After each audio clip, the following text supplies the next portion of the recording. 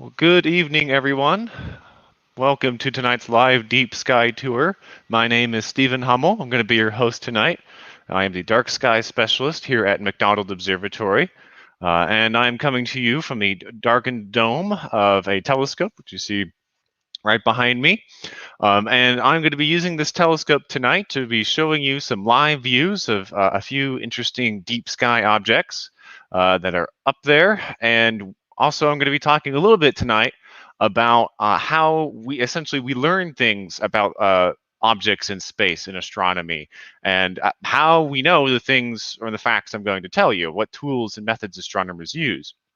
And this program tonight is also part of the Texas Science Festival. I encourage you to check out the other events occurring at the Texas Science Festival through UT as well. Um, this telescope behind me, the telescope we're going to be using, is located in a dome out at McDonald Observatory. And McDonald Observatory is in far west Texas. Here is a picture of basically where I am. This telescope is in this dome at the Frankenbash Visitor Center. And you can see behind the Visitor Center on top of the mountain 2 of our large telescopes. And not pictured is another large telescope, our Hubble telescope, which we'll be talking about later. But the telescope I'm using tonight is a 16-inch telescope. 16 inches refers to its aperture, or the diameter of its mirror, which it uses to gather light. And astronomers basically always compare telescopes by the sizes of their mirrors or the area which they have to gather light. And so this telescope is 16 inches across, which is certainly large, although we do have larger ones here. Tonight we have pretty good weather. The skies tonight are clear and dark. We've got no moon in the sky, so our skies are extra dark at the moment. And you can see the band of the Milky Way there in that live view of the sky on the left. A little chilly for me. It's not a problem for you, but I'm all bundled up here, trying to keep warm. But yeah, so tonight, again, I'm going to be showing you some live views. I also want to mention that in the comment section, if you have any questions for me or other capable people, they will be in the chat, ready to answer them, and I'll take some questions at the end. So you can ask those questions at any time. Moderators will be there to assist you, and I will take some questions at the very end. Okay, and one last little quick note. Tonight I'm going to be using a color camera on the telescope. I look kind of funny though, because I'm not using a color camera for my webcam because it is so dark in here. I am using an infrared camera, and you can kind of see the infrared light glinting off my eyeballs there, which is kind of look like a deer in the headlights. But I can't actually see any of the light that's hitting me. But that's why I look funky. You'll see the telescope moving around behind me as well as the program goes on. Yeah, got to keep it dark for that telescope. All right, so our first object tonight that we're going to take a look at in this telescope is called the Orion Nebula. And this is a very, very famous object in the sky.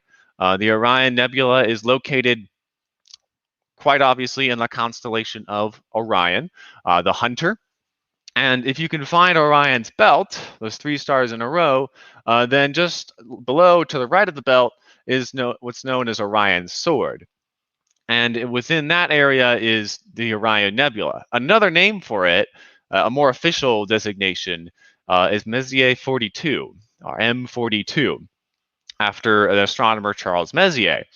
And this object is pretty easy to find in your own telescope for good reason. It's actually very bright. But we're going to switch over to the live view right now. Let's just pop on over and see what that looks like in the telescope. So there is the live image from the telescope of the Orion Nebula. So that's coming to you again live. And wow, look at that. Isn't that just spectacular? So this is a nebula. And nebula really just means cloudy thing, right? A big cloudy thing. It's Latin for cloud. And anything in space that sort of looks like it's a cloud, we call a nebula, regardless of how it got there or what it's formed from. So it's a nebulous term in astronomy. But this particular nebula is perhaps the best and most famous example of a star-forming region. We're going to see some other star-forming regions tonight and some star dying regions tonight.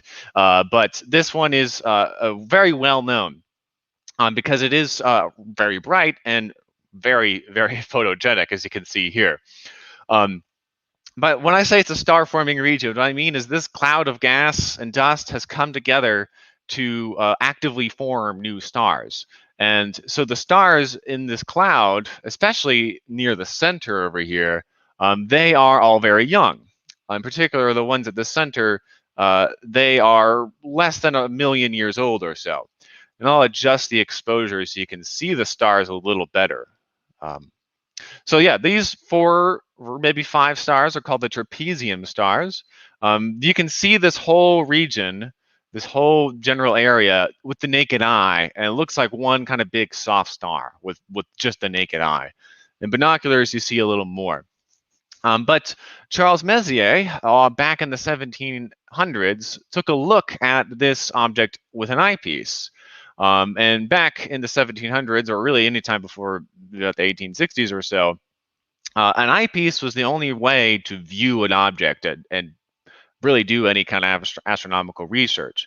So he drew this sketch of what he saw in his telescope, and he saw that kind of central pillar sticking out. It's a cloud of dust, and he saw those little stars in the middle, and he saw kind of a cone coming out of it. And you can kind of match this up again if we look back at the live view here. You can sort of, it's twisted around on his representation, but you can kind of make out what he saw there. To the eye, if you're looking at an eyepiece, you can't see much color. So when astronomers are studying things, you can learn a little bit by looking at it in an eyepiece. You can kind of say, oh, it's fuzzy, it's got such and such shape, but not much. And then you have the difficult problem of describing it to someone else. So if you want to really learn about an object, a much better way is to take a picture, kind of like we're doing now. But this object was actually the first picture ever, the first nebula ever photographed. This is it. This is the first picture ever taken of a nebula. It was taken by an astronomer by the name of Henry Draper in 1880. Maybe not super impressive by today's standards, but again, that was the first ever. They didn't really have it down yet. But just 3 years later, another astronomer by the name of Andrew Annesley Common took this picture. And this picture is significant. This is the first ever photograph of an object in space that shows more detail than what you can actually see with the naked eye. So that's a big moment. We can basically use deep exposures of things to see more than we would otherwise see. And that's a big moment in astronomy in the early or late 1800s. Of course, today we can use long exposures in modern color cameras to take incredibly deep exposures and lots of detail. So this is a previously taken image of the same thing we're seeing here. But this object is about 1,300 light years away, meaning it took 1,300 years for the light to reach us at the speed of light, 1,300 years for the light to reach us, which means we see it that many years in the past. It's quite a colorful object, and of course we're lucky to have a color camera tonight. I don't always use a color camera for this program because black and white ones actually are more sensitive.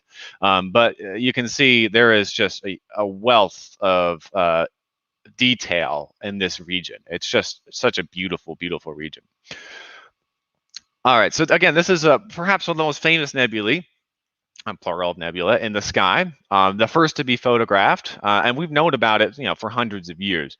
It's still studied today, though, as a great kind of case study in how stars are born. Those first few millennia in a star's life. This is a great example of that. But we're going to now look at a different example of a star-forming region, which is a little more unusual. It's a lot smaller, and it is a lot fainter, but it is called Hubble's Variable Nebula. And you're going to see why it's called that in just a moment. So I'm going to move the telescope now. I'm going to move the telescope behind me, and I'm going to share my screen a little bit here. The next object, again, Hubble's Variable Nebula, is located in the sky, not super far away from where we're looking now, just up a little bit. And you're going to see the telescope move there behind me. I also have to move the dome, the structure above my head, to line up with it. So I'm going to do that right now, which will only take a quick second.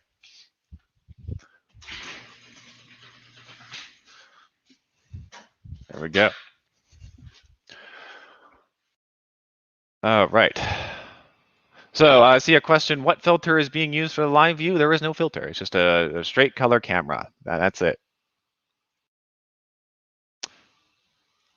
All right, just give me a quick moment to get our image set up. Won't take very long. But again, this is Hubble's variable nebula. It's got other names such as NGC 2261. It's a more official name. But Hubble, the astronomer Edwin Hubble, was very fond of this object. He liked it a lot. He did not discover it. It was actually discovered in the 1800s by another astronomer by the name of William Herschel. But Edwin Hubble made it famous. And of course, the Hubble Space Telescope is named after Edwin Hubble. The Edwin Hubble, he looked at this object. Here we go. Here's the live view in just a second. He looked at this object, this little smudge coming off this star, and he thought, that's kind of interesting. Let's zoom in a little bit. Initially, some people thought this was a comet, and especially if you've seen comets in the sky in a telescope, you can see why. It's got sort of a brighter core region, and it's got some tails coming off of it. But this does not move across the sky from night to night. It stays put, basically. So it's not a comet. It is, in fact, a young star, another young star-forming region. What we can't see, or can't really appreciate right now, well, basically, with current technology, is that the area around this is very dusty. It's all a nebula here, but there's no stars around it to illuminate it, so it's dark. And this star, which is called R Monocerotis, is basically forming within the dust, and a little bit of the light is peeking through and illuminating the area around it. Now, what makes this kind of interesting compared to other star-forming regions is that it changes. The appearance of the nebula is variable. That's why it's called Hubble's variable nebula. So Edwin Hubble was kind of the first to make this well known. He took images of this object over time. He took an image on the far left in 1908, and then another in 1913, and then in 1926. And he noted that compared to when you compare them with each other, they change. The appearance of the structure of the nebula changes. Now that's weird because usually a nebula is such a large structure in space that the entire thing can't change by any significant amount in just a few months or weeks, because this object is about a light year long. Right, so it's a light year long. It takes light 1 year to travel from one end to the other. Something that big doesn't just rearrange itself in a few years in space. It takes many thousands of years usually for anything noticeable to occur. Like when we look at the old pictures of the Orion Nebula, it still basically looks the same today. Right, the structure hasn't changed. So the question then is, what caused this? And the answer most likely, although it isn't quite confirmed, is that the star is surrounded in that gas and dust. And we'll go back to the live view here. It's surrounded in that gas and dust, kind of swallowed within it. And that gas and dust is moving in front of that star. And as the dust moves in front of the star, the dust blocks some of the light. And so what we're seeing as changes is actually just like shadow puppets. The structure of the nebula isn't actually changing all that much. Rather, the light that's being emitted from the star is being blocked in different ways over time. And that makes it appear to change from our perspective, when in reality, it isn't actually changing all that much in the span of a few weeks. It's just a trick of the light, in other words. So Hubble took images, right? He took images to learn things about an object, and he could compare them over time. But there's some limitations with that. Namely, if you want to compare how bright an object is over time, you have to be a little more precise. And that brings in another tool that astronomers use, especially today, that Hubble didn't have very good access to, and that's called photometry. And this is where you put a filter in front of your camera that only lets a certain part of the light through, say only red light or green light or blue light.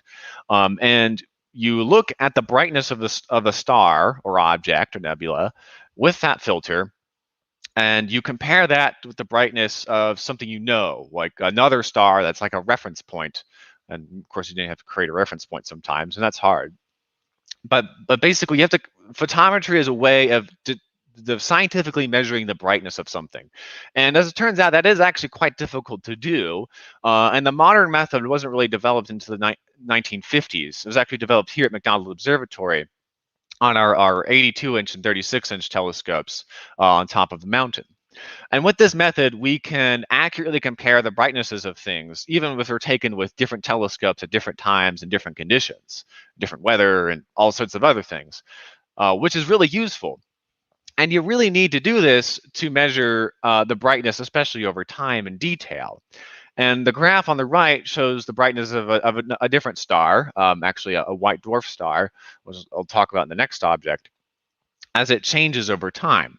So in the case of the object we're looking at right now, the question becomes, we have a variable nebula, or the nebula is changing in appearance, but what if the amount of light the star is emitting changes? What if the star itself changes? How could we tease that between that and the actual nebula? And that's where photometry comes in. We have to establish a baseline, essentially, of how to measure the brightnesses of different things using these filters. All right, so that will tell you how brightness changes over time. It'll tell you the color of a star more accurately, and you can actually use that information sometimes to even work out the distance to a star, which is actually one of the hardest things to do in astronomy. So that development essentially is actually the foundation of a lot of astronomy. It's kind of the fundamental work that doesn't get headlines, but it's still really important. So photometry is one tool to determining characteristics about an object, but it's not the only tool. There are many others. And our next object, we're going to look at an example of how photometry often isn't enough to learn about an object, and that would be a cluster of stars called M46. And M46 is located in the constellation of Canis Major, also known as the Big Dog, the hunting dog. And there's my screen up there. So we're looking kind of in the south at the moment. So Messier 46, another one that was documented by Charles Messier, same guy who did that sketch I showed earlier. All right, so now I'm going to slew over. Now I have to move the dome as well to line up with the telescope.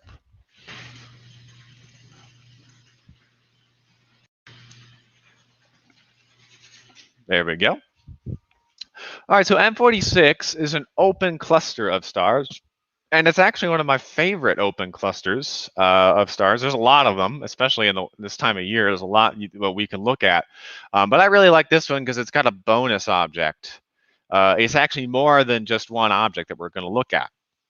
But the primary thing it is an open star cluster, and open star clusters are essentially what's left over after that star formation phase where it's dusty and gassy, because that phase in star formation only lasts a few million years, which for a star isn't all that long at all. Like our sun's 4.5 billion years old, so a few million, kind of toddlers. But eventually all the gas and dust is either absorbed in the star or blown away, and all that's left are then just the naked stars. And that's what we call an open cluster. They're essentially young families of stars, kind of kids or teenagers, maybe young adults, but they're usually not that old. And I'm going to bring that view up now. All right, so there's our live image of M46. doesn't have a good nickname. But this is, again, one of my favorites because it's got a bonus object. We have a bunch of stars of the cluster down here, and then we also have this little puffy blob. And that is actually a planetary nebula. I'm going to get back to that in a minute. But all right, so let's say we want to figure out some things about this cluster. We want to know how far away it is and what kinds of stars there are. Well, we could use photometry to determine the colors of the star, and the color of the star tells us how hot the star is, because the hotter the star, the more blue they are, and the cooler stars are more red. So you can kind of see that some of the stars in here are more blue or more red. The photometry would tell us accurately, how bright they are and how much light they're emitting. We can look for any variations in the brightness of the star, stars in the cluster, and that could actually tell us some information about how bright the star actually is in space, how much light it's really emitting. If certain stars pulsate certain ways, they only do that for specific reasons. And those stars are very useful because they can be used as standard candles to measure the distance to something. All right, so we can work this out. We can get an estimate of the distance to the star, how bright they are. But what about a cloud of gas? Can you actually that doesn't really work as well with a cloud of gas like we have here, a big nebula, or small nebula, really. So the question is, how do we know that this little puff is actually part of the cluster? Is this in front of it or behind it? Where is it? It's hard to know. Well, we do know that we know that the cluster is about 5,000 light years away, and we know that this is about 1,800 light years away. So it's a lot closer. So how do we know this? Well, we know this from a technique called spectroscopy. And spectroscopy is really the foundation of most of modern astronomy. If you go to a professional observatory, odds are they are doing either photometry or spectroscopy. They're most of the time. There's other ways we can do research, but most of the time it's one of those two things in some way. But spectroscopy is when we take that light from a star, we aim our telescope at one of those stars, and we split it apart. We break the light from the star into its component colors. And when we do this, the result is something. It would be something like this.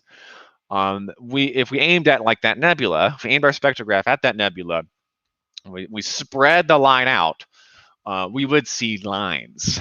And each element in the periodic table has a certain pattern of lines it would leave in the spectrum. And no two elements have the same pattern. It's like its fingerprint. So, for example, hydrogen has this line here in the red, and hydrogen is the most abundant element in the universe. So we see this red line a lot when we take spectra of things. It comes up all the time. It's the same line there is responsible for that reddish pinkish color in the Orion Nebula that we saw earlier. It's because the hydrogen was energized to emit that wavelength of light. It was also weakly emitting blue, but that emits the red one a lot more. So when we aim our spectrograph at a nebula, we see lines like this. And in the case of the one we're looking at in our live view, if we go back to that, we can see it's got red and kind of a teal blue in there. Well, the red is hydrogen. We know that from the spectrum. And the blue is oxygen. If we go back to our lineup there, we know it's oxygen because it has very bright bluish teal. If you combine all those lines, you get kind of blue teal. But there's also maybe some other elements in there too, in lesser amounts. But if you aim the spectrograph at a star, you kind of see the inverse, because stars, they are emitting light across the spectrum, and then the elements are absorbing specific parts this time. So it's kind of the inverted absorption spectrum. So then when we look at a star, we can still determine what a star is made out of by what's missing, because those elements are in the star's atmosphere blocking the light. But what's more, we can learn a lot more than just what it's made out of. We can learn how it's moving. Because if something is moving away from you and it's emitting light, then as it's moving away, the light will be shifted to become more red. And if it's moving towards you, the light will become more blue. And this is happening all the time. Technically, even if you have a flashlight in your hand, you zoom it towards your face, it's going to be more blue and it's going to be more red as you move it away. But it's so subtle, you will never ever notice. And even when we look at these stars, which could be moving away at thousands of kilometers per hour or more, it's still very subtle. So you have to have specialized equipment to really notice it. But by looking at those lines and how they shift, we can determine how something is moving in space, how fast it's moving towards or away from us, or even at an odd angle sometimes. So in this case, the lines are shifted to the red, which is a redshift. And you'll hear that often in astronomy. If it was the other way around, it would be a blue shift. But more often than not, that we see redshifts in distant objects. So let's put all this together. We take our spectrograph and we aim at M46 and we aim at these stars. And we do that for all the stars. We learn what they're made out of. We learn how bright they are, and we can estimate how far away they are. And we see that all those stars, they're all moving at the same speed as a group. They're all moving through space in the same kind of direction. Maybe wiggling around each other a little bit over time, but they're all moving with the same proper motion, as we call it. And that's a good sign that they are actually related to each other, that they're all moving together as one group through the Milky Way galaxy. Whereas the nebula here, that is not moving at all with the rest of the stars, which means it probably isn't related. It's moving at a completely different speed, a completely different trajectory. So we can learn how things are made by looking at the spectrum of the elements in there. We can learn how they're moving. We can learn how fast they're moving. We can learn the brightness of things with photometry and how that changes over time as well with photometry. So we can learn a lot just by doing these things. But some things can depend on some computer models and things. And how this nebula here actually formed is by a dying sun-like star called a planetary nebula. And this happens over thousands of years. So we're not going to see it happen live, but I do have a little animation here. If I can find it. Where did I do with it? There it is.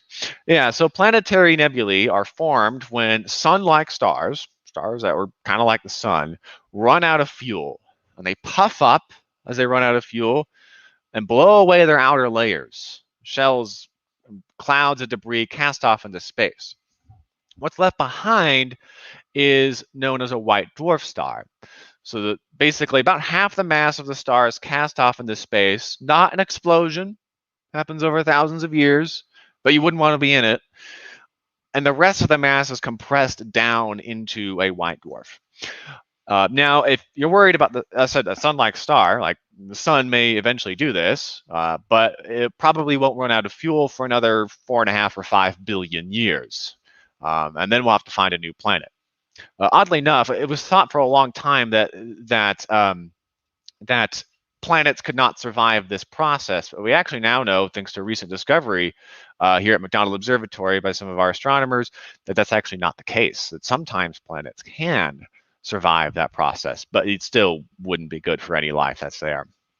Here's a slightly deeper picture of the same thing, and here's an even deeper picture previously taken.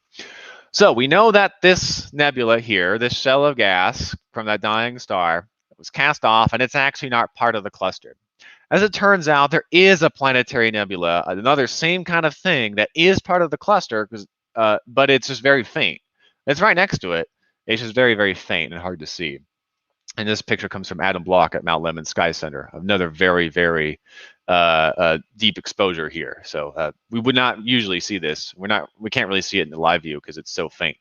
But there you go. There is actually one in there. After all, it's just not the one that's obvious.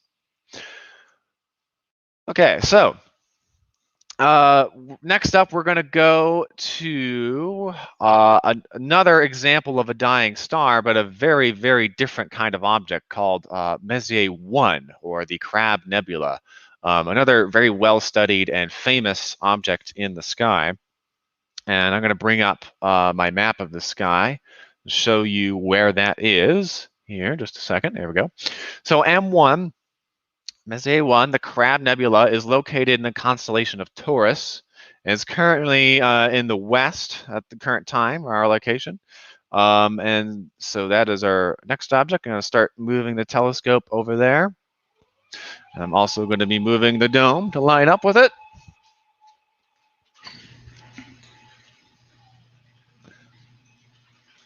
There was a small threat of some clouds coming in, but it looks like they have not arrived yet, at least. We'll still have very clear skies.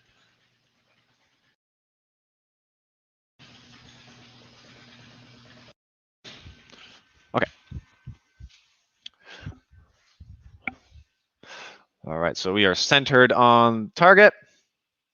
And I'm going to start taking pictures, show you in just a moment.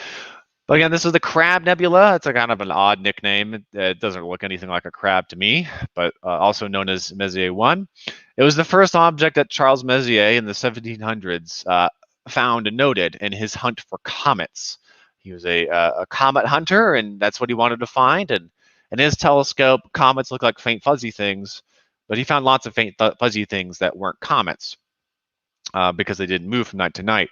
Ironically, he missed Hubble's variable nebula, which probably looks more like a comet than any other deep sky object I know of. But this one was the first one he found. Another just a faint little fuzzy ball, to him anyway. All right, but there's our live view of M1, the Crab Nebula. But this object it's another nebula, so a big cloudy thing. But it was formed by a supernova. And a supernova occurs when there's a very large, massive star that runs out of fuel. So smaller stars like our sun, when they die, they puff up and blow off their outer layers and form pretty little blue and red things we call planetary nebulae. And that lasts a few thousand years. This formed in the less than 1,000 years ago. The star exploded in 1054 AD. And if you were staring at this exact spot in 1054 AD, you would see a very, very bright star-like object in the sky. Now, what's left of that explosion is the object we see here. And I have an animation here of that process. Let's see here. Yeah, all right. So again, a very massive star, maybe 10 times the mass of the sun or so, or more, ran out of fuel and collapsed on itself and detonated. And that detonation did not occur over thousands of years or anything. That was in the blink of an eye. It blew up, and a cloud of debris began to expand off into space. And it's still expanding today. We can notice actually slight changes over time as it continues to expand into space. This is the best example of a supernova that we have in the sky, really, the supernova remnant anyway. So no surprise, it's one of the best studied objects in the sky as well for that reason. I'm going to zoom in a little bit more here, just artificially zooming in. You can see it's got these kind of filamentary structures running through it. And they are kind of red, and with a spectrograph, we can reveal that that is indeed hydrogen. But a spectrograph would also reveal that there's lots of other elements, heavier elements in there, elements heavier than iron, which is not common to see in a star. And in fact, all the elements you see on the periodic table that naturally occur that are heavier than iron are born in most likely supernovae explosions or other very exciting stellar death events, like neutron star mergers or other such things. So it will continue to expand, not as we're watching, it's too slow. It's about 6,000 light years away, so for our scale, it's not going to change that much. But it will continue to expand until it fades away. So we can learn a lot via photometry and spectroscopy, but sometimes the best approach to learning about an object is to look beyond the visible spectrum of light, to look at an object, say, an X-ray light or infrared light. And I do actually have a comparison image here. This is the same thing. This is the Crab Nebula, but viewed in X-ray light and optical light on the right. And these were taken with space telescopes. The Chandra X-ray telescope or X-ray observatory on the left, and the Hubble Space Telescope on the right. And space telescopes have the advantage of being above the Earth's atmosphere, and X-rays do not pass through the Earth's atmosphere very well, if at all. So you have to go to space to see that, and that's true for some parts of the of infrared light as well. So what we're seeing looks very different, at least at first, what we're seeing in the live view. But actually, if I go back to the live view, you will start to see sort of how they line up. They're rotated around a little bit. It's kind of tilted one way, or the other image it's the other way, kind of tilted. But if you look here, that's the region we're looking at on those other images. You can kind of see it swirling there. So astronomers use more than just visible light to study things. And in this case, the X-ray especially reveals a lot of movement over time, over just a few years. You can see it change. That's because the star that exploded, that went supernova to make this nebula, it's not really dead. There is something left over. It's called a neutron star, and neutron stars are small, very small for a star. They are about the size of Manhattan or so across, about a few kilometers across, but almost the mass of the sun compressed down into that area. So they're incredibly dense. And they are extremely hot, and in this case, it's spinning really rapidly. It's spinning at an incredible rate, about 30 times a second.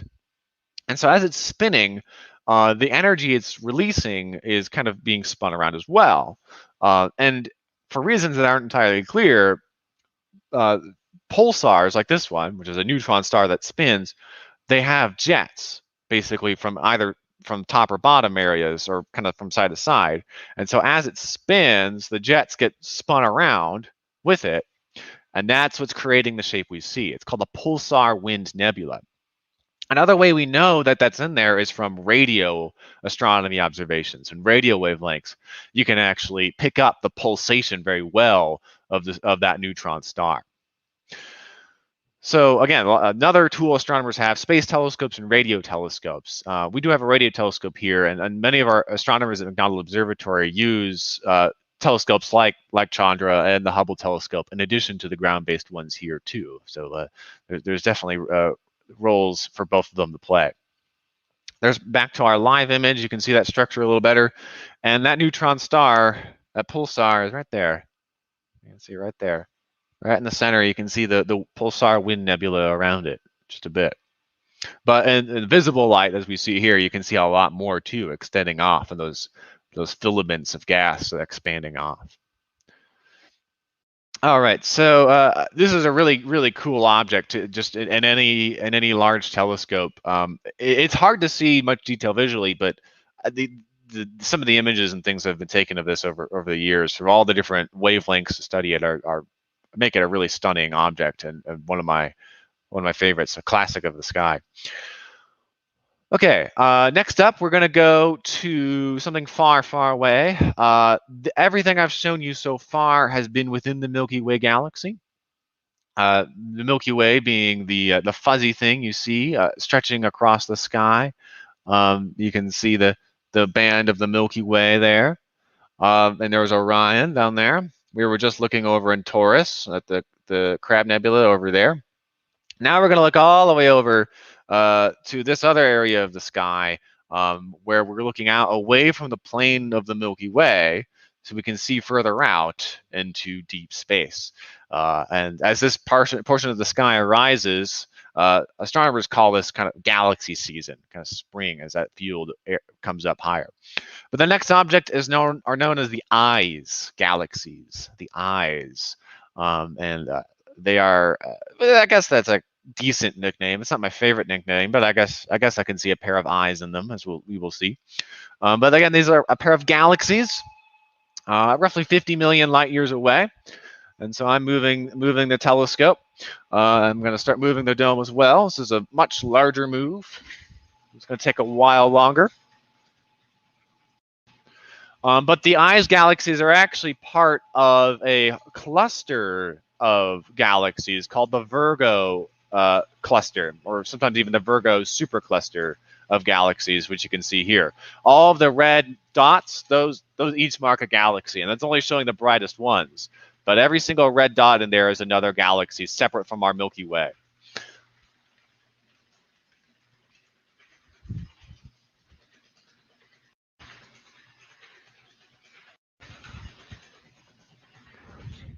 All right, our dome is lined up with the telescope, so we can start taking images here. Let's see if I have time for maybe a quick question while we're waiting for our image to be taken. Let's see. Tom Smith asked a question I guess I just answered. Yeah, not all of tonight's targets are in our own Milky Way. Again, for those who are not familiar, the Milky Way is the galaxy that we are essentially part of, and it is it contains about 100 or several hundred billion stars, perhaps 300 billion or so, and it's 100,000 light years in diameter from edge to edge, which makes it a very large galaxy. And it is, in fact, larger. Our Milky Way galaxy is larger than the galaxies we're going to take a look at right now. And once I set up my live view here, this is a much fainter target.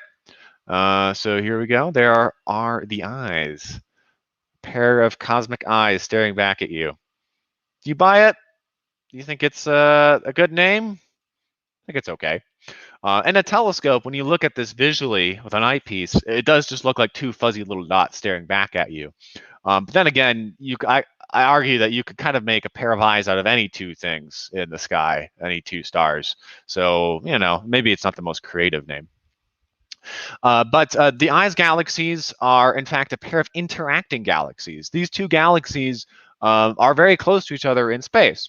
And we know that not only because one clue is they're close in the field of view, and they're about the same size and brightness, so they're probably related. That's enough to kind of give you a hunch that they're related. But we know from more accurate measurements, including of variable stars and how it's moving through space via its redshift, that they are in fact related, and they have in fact interacted with each other. You can see here on the top one that there is a dust lane kind of dividing the galaxy in two. Subtle. Zoom in a little more. And you'll see that kind of dust lane there. So just like in our Milky Way, we saw like the Orion Nebula, we saw the Hubble's variable nebula, we saw all that stuff. All of that is within kind of one dusty lane in the Milky Way. And we look at this other galaxy, we'd expect to find similar objects within that area there. So again, about 50 million light years away. So it took about 50-ish million years for the light to reach us. So we see it as it was 50 million years ago. So it could look a little different now. But as the exposure lengthens on this object, you'll start to see, it's a little noisy because it's faint. There's also a kind of a darkish blob here. And you can kind of start to see it's like extending out a little bit. It's very subtle. And it's a faint object, so it'll take a while to kind of bring it out. But yeah, you can kind of start to see the dark blob there and faint wisps of stuff above it there. So let's switch to a longer exposure that was previously taken of this same object. Let's see here if I can pull that up.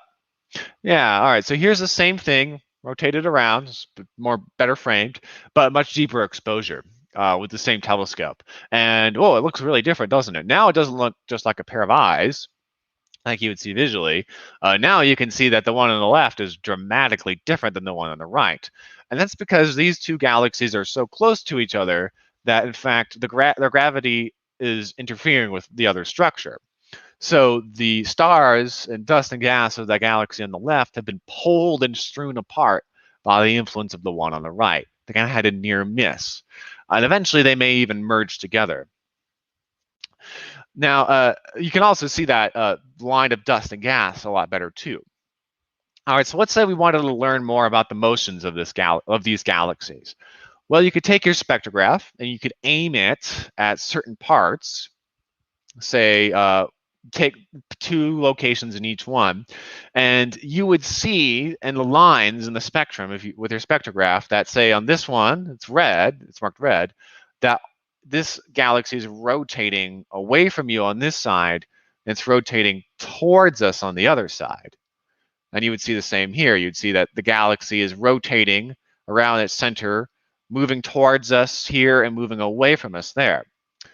So if you wanted to get a good idea of the galaxy, you would have to aim your spectrograph at multiple different points, a bunch of different exposures over time, to take usually a night or several nights worth of data to infer how the galaxy is moving. But doing this reveals a lot. And in fact, a very famous astronomer by the name of Vera Rubin did exactly this here at McDonald Observatory in the 1960s under the tutelage of Margaret Burbridge, who was her advisor at the time. She came to McDonald Observatory and she did exactly this to a variety of different galaxies, not the eyes, she did those later, but at a different observatory. But she did this with our 82-inch telescope pictured for a variety of galaxies in the sky. And after doing that, she realized that, well, galaxies don't rotate like we think. They rotate basically more like a solid disk, even though they aren't. We would expect that the further away you go from the center of the galaxy, the slower the stars are moving.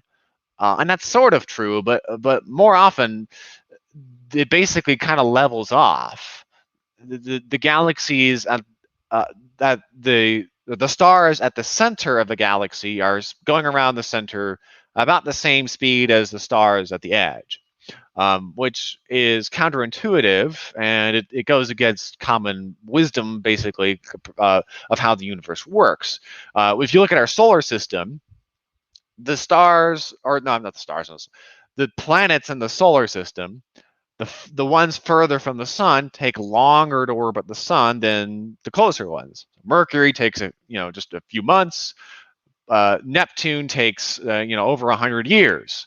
But that, again, it's the exact opposite or not the opposite. It's just not true of galaxies. They rotate as disks. And that observation, which Vera Rubin first did here, then later repeated at other observatories, was some of the first evidence for dark matter. And we don't know what dark matter is still, but we know that it is something that's invisible, and it's in galaxies, and it gives the galaxies mass and influences their movements in ways that essentially they are heavier than they appear to be based on the light that we see from them. So there's definitely dark matter here in this galaxy and in our own and others. It's just invisible when we look at an image.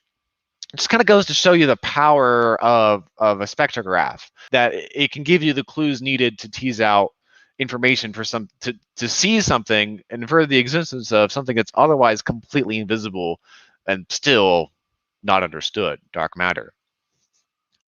All right, so next up, we're going to see a different galaxy, a more dramatic one. You can see a little better now, by the way, that the kind of arms of this galaxy extending out. It's subtle again, but it's definitely there. If I kind of stretch the exposure a lot, you see more noise, but you can definitely see the very faint wispiness around the top one. Okay. Next up, we're going to go to an even bigger, much closer galaxy called M101, the Pinwheel galaxy. I'll talk a bit about another mysterious force in the universe there as well, using it as an example. All right, but next up, again, the Pinwheel galaxy is located in the constellation of near Ursa Major, also known as the Big Bear or the Big Dipper. So we're going to look off over here, just below the Big Dipper. You can kind of see the stars with the handle of the dipper there, looking just below that. And off we go. We're going to start moving the telescope there.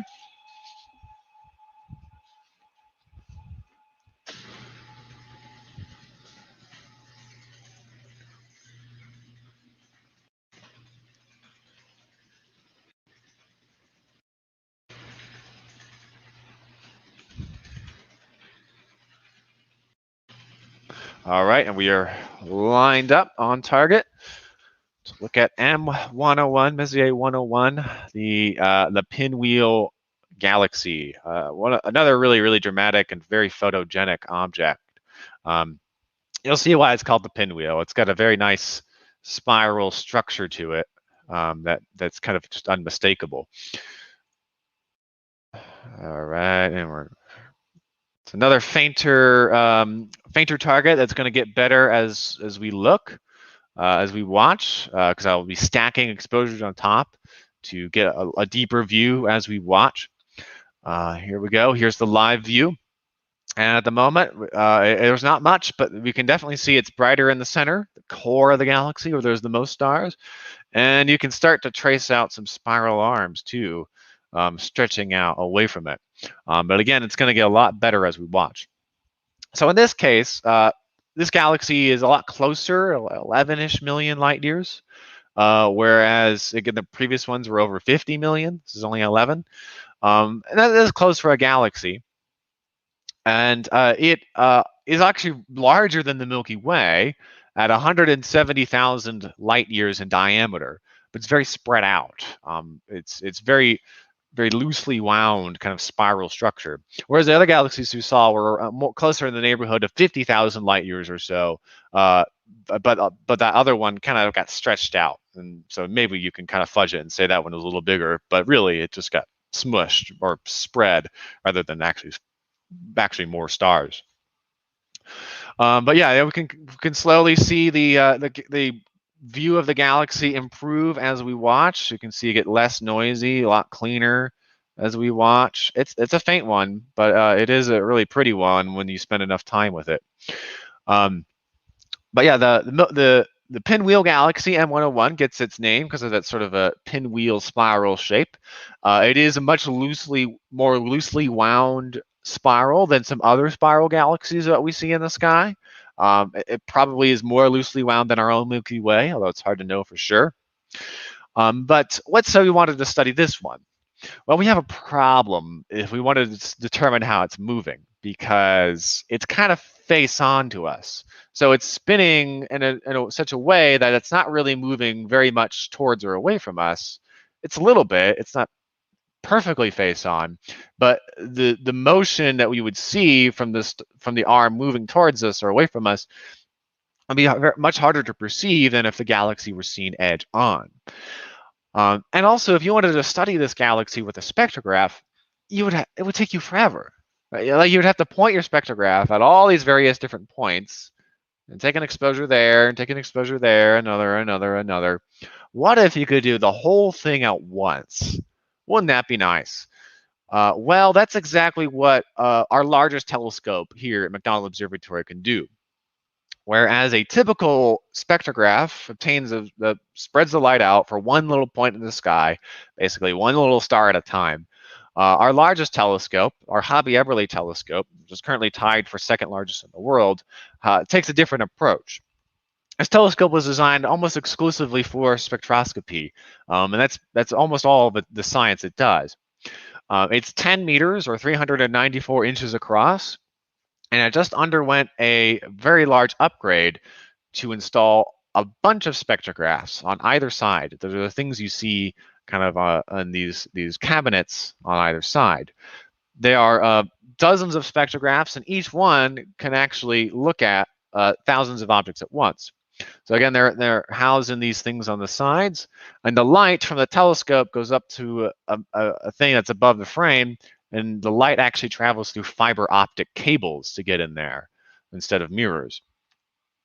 But it's just kind of like another spectrograph, right? We take the light, we break it apart with a grating or a prism, and we analyze it. But instead of doing this for one point, the Hubble telescope can do it for thousands of points. It can get a spectrum like this for one point, but say 32,000 times. And so it actually looked at the Pinwheel Galaxy, and it got thousands of spectra from points all across it. And then we can kind of play those spectra back like a flip book. So we can see how the galaxy differs in exposures from across its surface. So instead of a picture what we result in is closer to kind of like a cube of data, which we can flip through like a flip book, like you draw on like post-it notes and flip through, to see how the galaxy's spectra changes, which is an incredible amount of information. It can tell you essentially what the galaxy is made out of, and how it's moving, and much more for all the points all at once. And this is the widest field of view of any telescope in the world that can do this all at one go. And it's doing this not just for this little galaxy, but it's actually doing it for a whole portion of the sky across what is mostly the Big Dipper, taking millions of spectra all across this huge portion of the sky to just get everything. All the galaxies and stars in the foreground, and whatever else happens to be there, and to basically to learn not only about stars and things in our Milky Way, but how galaxies, even billions of light years out, are moving and what they're made out of and what their structure is. So it tells us so much more than what a typical spectrograph ever could.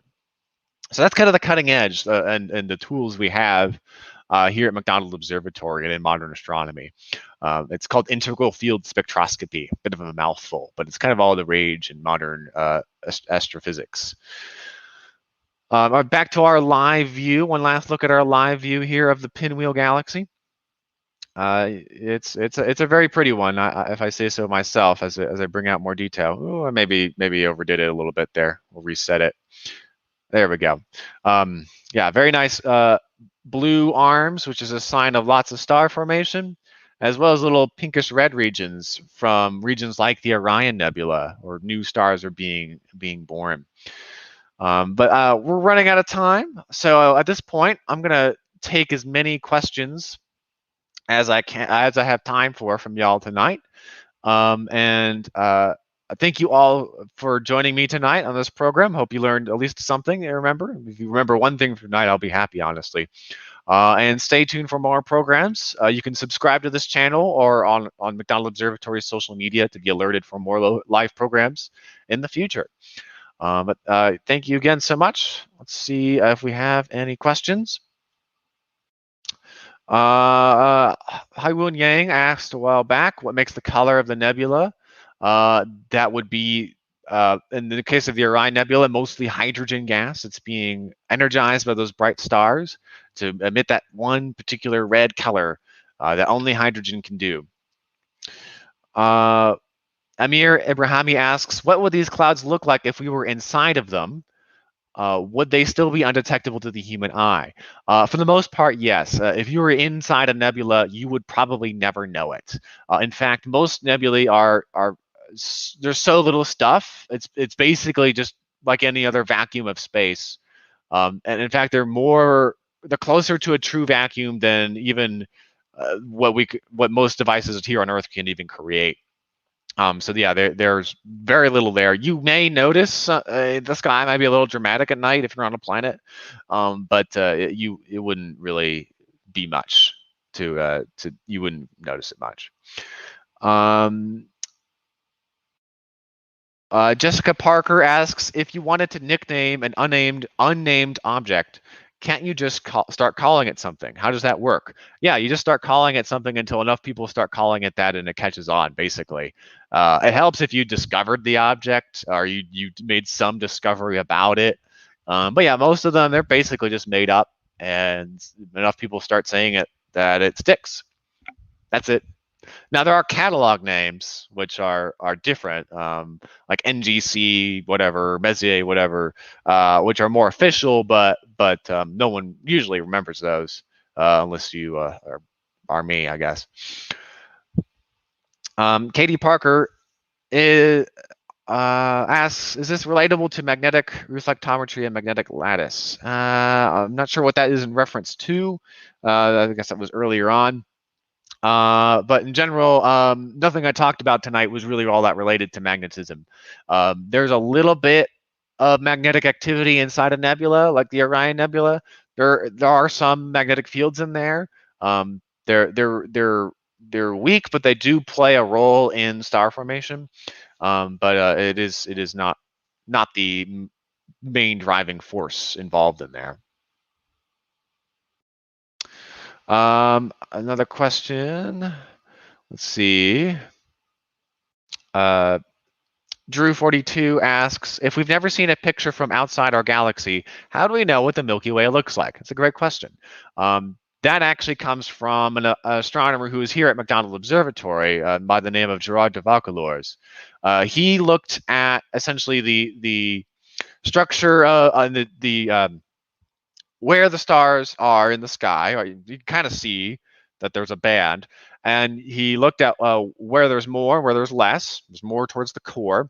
And he looked at their motions and their distances, and he basically make a lot of inferences, but based on sound math and science, that the Milky Way has a sort of central bar around its core, and then spiral arms coming out of the bar. But to be frank, we don't know completely. We're mostly basing it out of what we see other galaxies doing and how they're structured, and looking at our own and saying, okay, what is most likely the case. We don't know, for example, very well what is on the other side, directly opposite of the core of the Milky Way from us, because the core of the Milky Way has so many stars so packed together, it's hard to see past it. So we don't know what's on the direct opposite side of the galaxy from us very well. So any picture you see is definitely an artist's interpretation, and there's a lot of unknowns, but we know enough now by looking at all the motions of the stars and how bright they are, and where they're distributed by looking at other galaxies to make a pretty good educated guess. Let's see.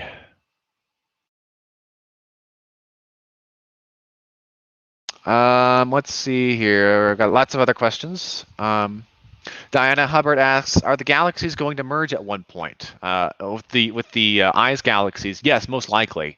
If they don't merge with each other, they will probably merge with some other galaxies which are actually just outside of the field. Those two galaxies they happen to reside in a very dense cluster of galaxies with lots of other ones that weren't visible. They're basically just outside of the frame. So if those two galaxies of the eyes don't merge eventually in millions or billions of years, they will probably merge with some other one. It's their fate, basically. What is my elevation here? Chris Lucas just asked. I currently am at about 6,400 feet-ish. The top of the mountain is closer to 6,800 feet. But I believe I'm just about out of time. Thank you so much for joining me, and I appreciate you all joining me tonight, sticking with me. And again, stay tuned for more programs. Subscribe to the channel. And again, thank you so much. Clear skies, y'all.